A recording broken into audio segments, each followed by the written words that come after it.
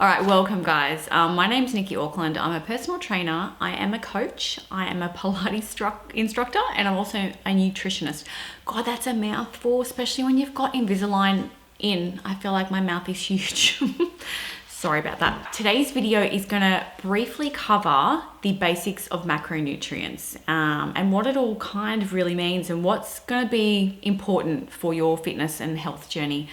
When we talk macros, I think a lot of people have a good idea about what it is, but then there are a lot of people that have zippo idea about what it is. Macros really isn't just about tracking calories, and I think a lot of people over the years hear macros and kind of go, oh yeah, that's just calorie tracking.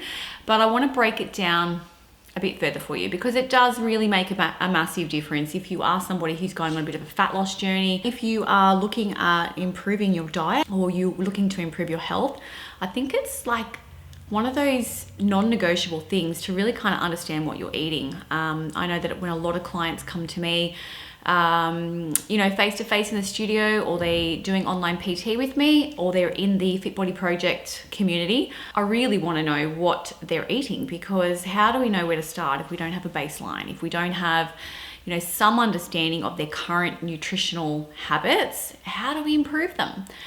They could have an absolutely amazing diet, amazing health regime, and there wouldn't be a lot of work potentially to do, but we could be coming across good old Jenny who hasn't done a scrap of exercise in 10 years, not her fault by the way, and she's got no clear understanding of what a good healthy diet looks like, apart from maybe like avocado on toast or I don't know, some kind of keto cake. Because let's be honest, if I ask a handful of people what a healthy diet looks like, it's going to be different for everybody. What I think is healthy is going to be different to what you think is healthy. And it's so common for me to come across new clients coming into my life and jumping into the Fit Body Project, casual kind of idea of what they think a healthy diet looks like, and potentially it is quite low in the proteins and really high in fats and or carbs.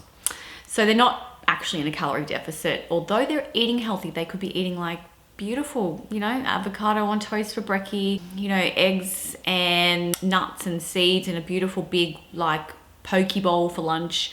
They could be having some decadent raw slices for morning tea.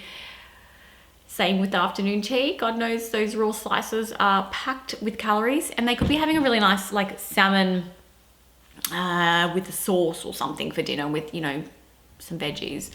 Now that's all really healthy, but it potentially is pushing you over the edge in your calories. So what you would need for your daily calories to stay the same weight, potentially even healthy foods can push you way over that mark. So at the end of the day, we're needing to know what kind of calories that you're on, and more so what macronutrients are, what ones you're currently on. So let's dive into learning what macronutrient is. So we have we have four macronutrients. We have carbs, fats, proteins. You've probably heard of those already, but you have to understand that alcohol slots in there as well. So carbs and protein both, they equate to 4 calories per gram, whilst fats equate to 9 calories per gram. So fats are more calorie dense than say proteins or carbs.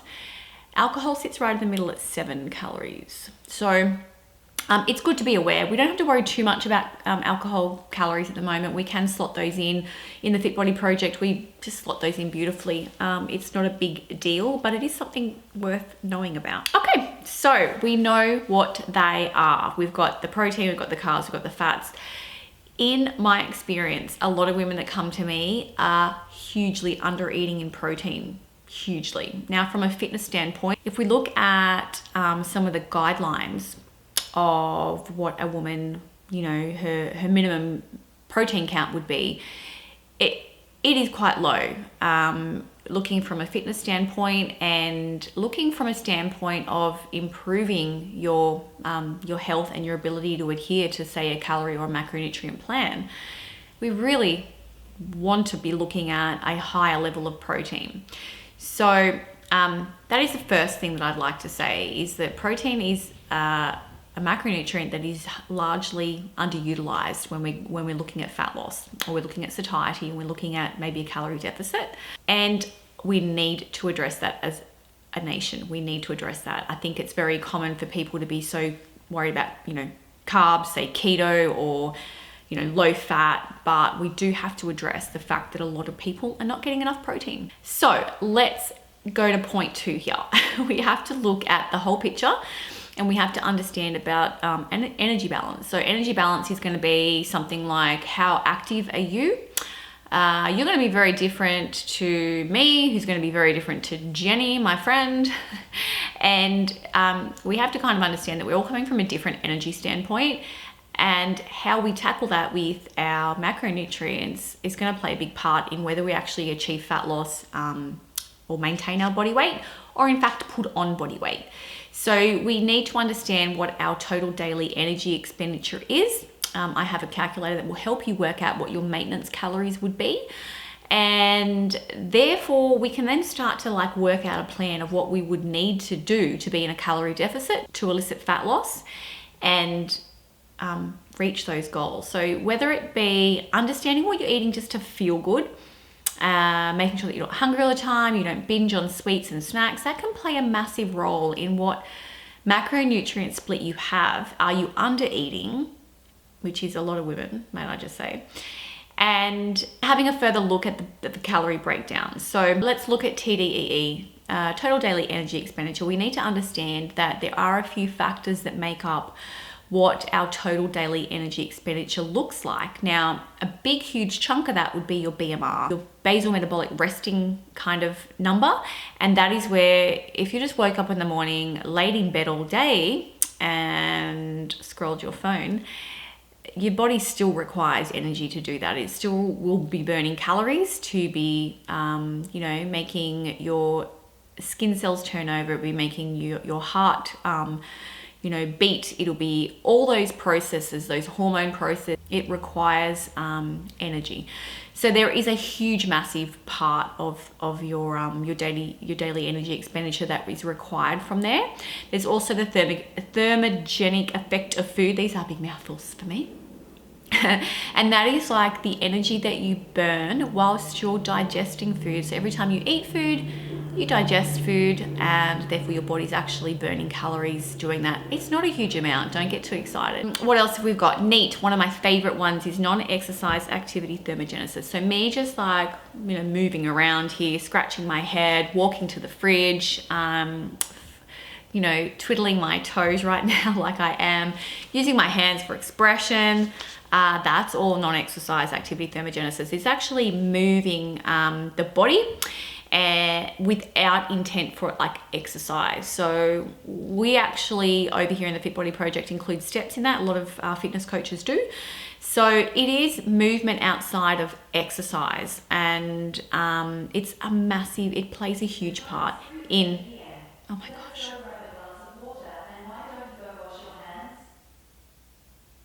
Thank you, Google. So NEAT plays a massive part in just energy expenditure for the day. It's really, really a big part of the Fit Body Project. Our girls' movement plans is NEAT. So, how many steps you're getting, what kind of movement are you doing? It actually accounts for a lot more than you would think.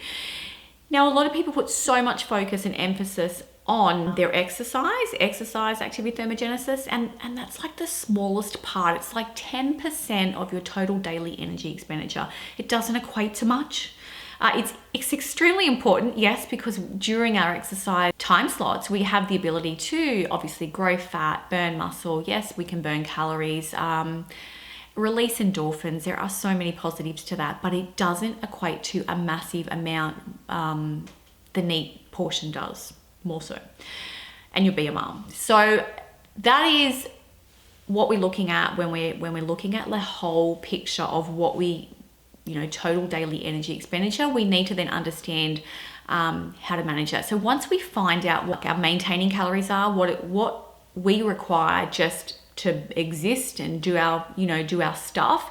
If we worked out, say 3 days a week doing a strength training program, aimed for 8,000 steps a day, we would probably be a moderate activity level. you can use my calculator. I'll drop the link below to then work out roughly, what your maintenance calories would be. Now, if you eat those maintenance calories, there's a good chance you're going to stay the same weight. Now, if you want to lose body fat, you would need to go into a calorie deficit from there. So you can go for a couple of approaches. You could go for a 15%, 20%, 25% calorie deficit. Depends what your starting point is. So we do all this over in the Fit Body Project. We run a 12-week program working towards exactly learning what your calories are, building up your metabolism, or you're building up your calories to a point where your body's actually thriving at its highest and you're not under eating. My gosh, the amount of people that under eat kills my soul. But we do that. We build calories up and we actually have you performing at your best. And then we go into calorie deficits, and then you can start to see fat loss come through from a really healthy standpoint, like a really healthy place. We're not just cutting calories out left, right, and center and doing excess cardio. There is a bit of science around it. So you know what? Like, if you want to feel good and do this in a sustainable way and not kill yourself in the process, you do need to work this stuff out. So take the time, get on my calorie calculator, look at joining up. We've got a 5-day free challenge coming up shortly. Look at joining that. And then if you really do want some proper assistance that is going to serve you long-term, like you do you do a program with somebody like myself, doesn't have to be me, but anybody who is actually doing a sustainable approach, work out what your calories are, work out what you would need to be in a calorie deficit, and stick to some good habits. You're going to be in an amazing place to see results. But not only that, just do it in a way where it's probably enjoyable and you're not killing yourself in the process. Like, I keep coming back to that. Anybody can go and do a 6-week shred or a 8-week shred. A lot of the times you ditch your foods that you love. You get rid of alcohol. A lot of people just restrict ridiculously. They get results, but they can't keep them up. So when they go back to their normal partying ways, or going out for dinner and meeting up with friends, like, it creeps back on because it's not sustainable. So that is a massive point of what I want to bring up. When you're setting up your diet, you really do need to look at the main factor of what's so important in like, say we have a little triangle and you've got at the bottom is the most important, takes up the most space, like the food pyramid, I guess. What's going to be at the bottom if we want to be hitting like a fat loss like strategy? We're going to have to look at calories. It doesn't matter whether you're going to be on a keto diet, a vegan diet, carnivore, whether you're going to go high protein, low carb, I don't know what other fancy diets out there, intermittent fasting. It doesn't matter what approach you use. The key thing with fat loss is that you do need to be in a calorie deficit. And I know you probably hear that and you're like, oh yeah, but I restrict this, I take out all this and I take out all that. It is so easy to think you're in a calorie deficit when you're not. So I'm gonna say it, track your food, do the hard yards for a short period of time so that you can have long-term results and you can have long-term success. If you have no idea or no understanding of what your energy intake currently is, you're gonna have buckleys of having long-term success with this shit. So I highly, highly suggest, before you even go and pay money to go and see a coach or buy a program or do any of that stuff, find out what your calories are right now. Like, yeah, it could be a bit painful learning something new. It could be a bit annoying to jump into MyFitnessPal and track things. But I dare say you're gonna learn a lot more about your eating habits than you know right now. It's like people are so happy to throw money at a supplement or a tea, like a slimming tea or a waist trainer or some fancy freaking like thing that's popular or been endorsed by some celeb. Like, people are happy to throw money at that, but that's all like icing on the cake. All those little supplements and crazy crap, it's like you're happy to throw money at that and try and ice this cake, but you don't want to put the effort into actually building a good cake or having a great cake foundation.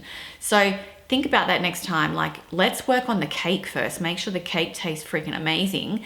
Make sure the cake works. Then you can put all your icing and your crap on top. But I pretty much guarantee if you get the cake right, it'll taste so damn good. You don't need to be worrying and obsessing over your icing situation. You will be extremely happy with your cake, uniced. All right, well, that's it from me. I hope that you check out the calorie calculator below. Shoot me any questions. You can find me on socials. And thanks for watching.